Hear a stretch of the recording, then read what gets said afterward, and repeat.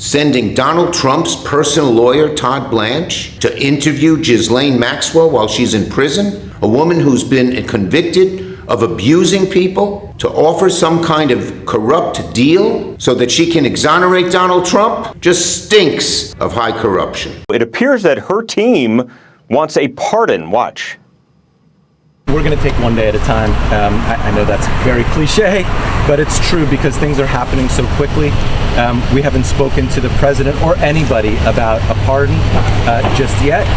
And you know, listen, the president this morning said he had the power to do so. We hope he exercises that power in the right and just way. But the president leaving the White House today was asked directly about a pardon or commutation of Maxwell's sentence. Would you consider a pardon or a commutation for Ghislaine Maxwell? It's something I haven't thought about. It's really something recommended. It's something I'm allowed to do it, but it's something I have not thought about. Sandra, this all happened at the federal courthouse in Tallahassee, not far from where Maxwell is serving a 20-year prison sentence behind bars for trafficking. The DOJ not commenting on the meeting today. Legal experts question whether Maxwell told and will tell her version of the truth going forward. What are you hoping Todd Blanche interviewing Ghislaine Maxwell? What are you hoping that they get out of that? I really have really nothing to say about it. She is being talked to by a very smart man, by a very good man, Todd Blanche. And I don't know anything about the conversation. I haven't really been following it. A lot of people are asking me about pardons. Obviously, this is no time to be talking about pardons. But a lot of people have asked about pardon. This is just not a time to be talking about pardons. Todd will come back with whatever he's got. You make it a very big thing over something that's not a big thing. You should be talking about, if you're going to talk about that, talk about Clinton, talk about the former president of Harvard, talk about all of his friends, talk about the hedge fund guys that were with him all the time. Don't talk about Trump. What you should be talking about is the fact that we have the greatest 6 months in the history of a presidency, according to a lot of people. And we had an amazing 6 months. And this is sort of an example of it. Now we're meeting with the European Union, we're also meeting with, as you know, the head of UK. We're finished after all day yesterday and today. Ghislaine answered every single question asked of her over the last day and a half. She answered those questions honestly, truthfully, to the best of her ability. She never invoked a privilege. She never refused to answer a question. So we're very proud of her. We're proud of how the process has worked over the past day and a half. I will say this, she has been treated unfairly for the past 5 years. She didn't get a fair trial. We're still appealing to the Supreme Court. We're going to be filing a reply in the Supreme Court on her cert petition on Monday. Remember, people have questioned her honesty, which I think is just wrong. Remember, a juror lied to get onto the jury, admitted to lying to get onto her jury. She did not get a fair trial. No prosecutor even mentioned her until Epstein died. So we feel that the process for Ghislaine has been unfair. She was denied bail. She was treated worse than an animal would be treated in jail when she was first held, woken up every 15 minutes. So we're just trying to get through the process where we are now and get her some relief. We don't know how it's going to play out. We just know that this was the first opportunity she's ever been given to answer questions about what happened. And so the truth will come out about what happened with Mr. Epstein, and she's the person who's answering those questions. The government at the time promised her that promised Jeffrey Epstein that any potential co-conspirators would not be prosecuted. And so she deserves that promise. And I'm surprised. I don't think President Trump knows that the Justice Department took the position that that promise should not be upheld. President Trump is the ultimate deal maker. He knows that a promise made on behalf of the government should bind the government.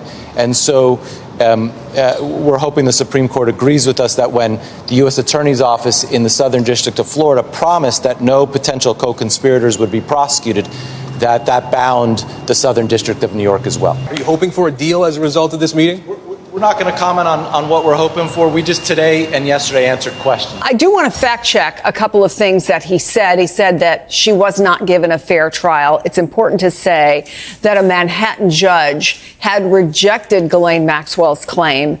She wanted a new trial, but he categorically rejected one, saying that a failure to disclose that he had been sexually abused as a child had deprived her of the right to an impartial, to a fair jury. I also want to say he said this is the first time she's been allowed to tell her story. She did have a trial.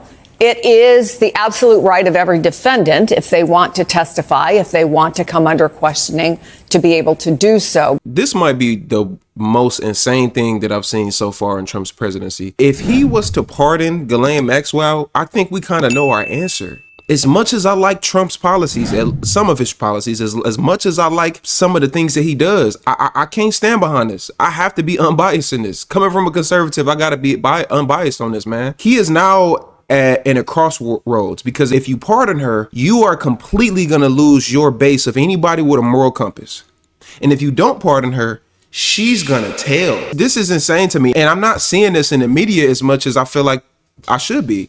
Like, why is this not like mainstream breaking news? This should be on every single news headline right now. It puts a lot of things into perspective, because first, we were lied about the Epstein files, and first it wasn't real. We pushed back on it, as we should, and now we're in a situation to where, okay, hey, Trump is in the Epstein files and we knew about it since May. He knew about it since May. Then we get to a situation where he's in the Oval Office and they're asking him questions about, Ghislaine Maxwell, and he's just, deflecting to Obama, which I'm for. Not him deflecting, but I'm for. If Obama's guilty for Russia, get him out of here, right? Fuck Obama. But you deflect in that, and then now we are in a situation to where now Ghislaine Maxwell is asking for a pardon, and Donald Trump's personal lawyer met with her. If this is not the highest form of corruption, then what is it? Now, that's if he's guilty. I'm not saying that he's guilty. He might be completely not guilty at all. What I'm saying is his behavior and the way he's acting makes it seem as though he is. I hope he's not.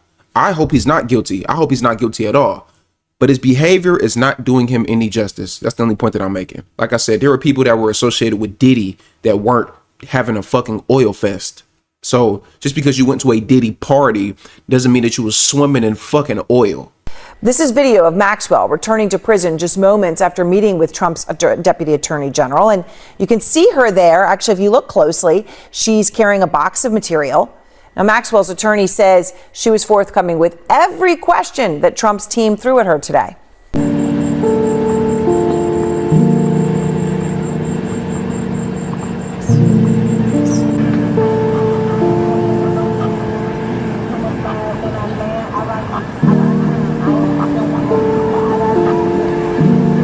Ghislaine Maxwell gave the Wall Street Journal that letter that Donald Trump wrote to Jeffrey Epstein for his birthday. He was interviewed for 6 hours yesterday by the Deputy Attorney General in Tallahassee at a courthouse. She left that meeting with a mysterious white box that she carried back into the prison facility with her. I'm telling y'all, she had that letter in that box, and she's got so much other shit in that box that could destroy the Trump administration and anybody else that was a co-conspirator with Jeffrey Epstein. She is meeting with them to get a pardon. She's not looking for a reduction in sentence. She's not looking for a transfer to, a lower security prison. No. She is looking to get out of jail right now and be free for the rest of her life. Mark my words, that's what this lady's doing. The reason she and Jeffrey Epstein were in a relationship for years upon years is because they are both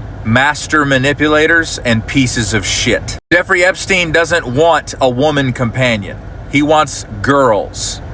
He's a pedophile, remember? The reason they were together for so long is because talent recognized talent. And they're both so sick and twisted that they enjoy helping each other abuse the most vulnerable people in our population. Thank you for your attention to this matter.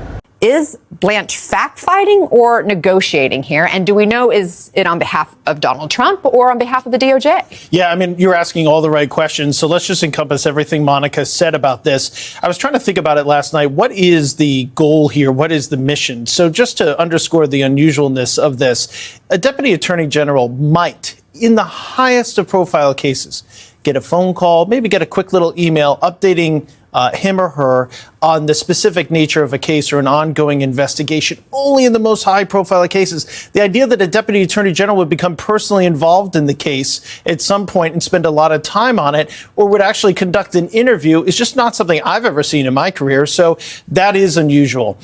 Looking at this, the Department of Justice just a couple of weeks ago told us in a memo there's no Epstein client list, that there was no blackmail effort. He wasn't recording anybody in exchange for or tied with his criminal conduct. And the third thing is that there were no other uncharged third parties that they could potentially go after. So effectively closing this investigation. Now we're going out and interviewing somebody who's at the very center of the conspiracy, convicted, that you're talking about. So I really don't understand what the goal here is. I don't know. And we're trying to figure out, myself and my colleague Mike Cosner, trying to figure out whether or not there are any agents in the room. Is it just Todd Blanche in the room? So is he the only witness? So if he's the only witness, that creates problems legally. What is actually going on here? We hear from Maxwell's attorney yesterday that she didn't need to invoke any privilege. So I'm trying to think about all the things that Ghislaine Maxwell knows, the things I know that she knows. We have so much information about Ghislaine Maxwell. This is a very unusual case. We have had so many civil depositions with her, so many civil filings. So much of this so-called Epstein files is public. It's sitting on my computer, reporters' computers around the country. We've used it to report on this case for almost a decade. So what could you be asking her where she's not considering invoking a privilege that's coming close to criminal conduct? The government has said in its filings that they don't trust her. She's a liar. No, she is a liar, and she's a dirtbag. And, so then why subpoena her if you can't trust her? Well, because the one thing we got holding over her head is if we find out she lies, she goes back to her original sentence, and that's looking at lifetime. And if she's looking at maybe parlaying this into reducing her sentence, then we could have some leverage there. Ghislaine Maxwell is sitting down with DOJ deputy for a second time. That DOJ deputy was actually Donald Trump's defense attorney in the case of him getting the 34 felony convictions. Is that not collusion? How can that attorney actually be defending and speaking on behalf of the DOJ when his original attorney, lawyer, client privilege was with Donald Trump? That's a conflict of interest on mass scale. How can you possibly consider that the Department of Justice is actually operating unilaterally and independently from the executive branch when they're actually directly tied together by the fact that the attorney that's owing to see Ghislaine Maxwell was actually defending Donald Trump in a criminal case just before he became president? That is a conflict of interest if there's ever one. But yet Ghislaine Maxwell is sitting down with him for a second time, and you want me to believe that somehow the deputy from the DOJ is actually going to be thinking and working completely autonomously and only concerned with justice, not going to be worried about his client's possible implications in the Epstein files? How can you possibly think that's acceptable? How can you honestly all be so silent in this? I'm pretty much predicting that he's probably going to pardon her because I feel like there's nothing else that he can do. At the end of the day, Trump has been destroyed in the media, and he's been through every single fucking scandal you can think of. He's already been through it all at this point. It's like, fuck it, I've been through everything else already, so shit, I might as well just say fuck it and pardon her because I technically don't have to. Technically, he doesn't really have to say anything. He technically can just pardon and just act like nothing happened. Now, he's going to lose a lot of his base, but at the end of the day, he's already the president. So what can people do? He's already the president. You know, so it just goes into like a situation to where eventually a year or 2 years from now, it's going to start falling off, and like everything else Trump has been through and did, it's like non-existent. It's not that it's non-existent, but it's almost as if like people don't even talk about it no more, you know, except liberals.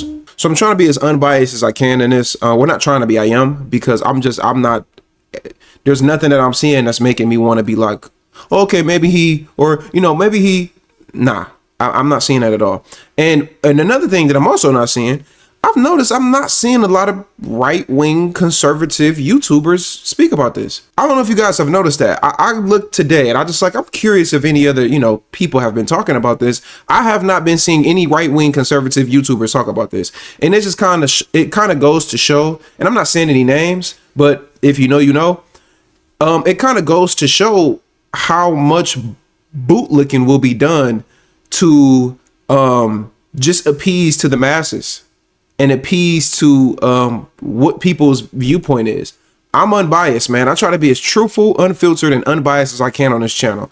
And regardless of how much I may fuck with Trump, I'm not on board with that. And I'm not seeing a lot of content creators speak about this shit. It's like it's not even existent, or they're just like on the side of, oh, it's all fake. I saw one content creator speak about how it's just, oh, this is fake.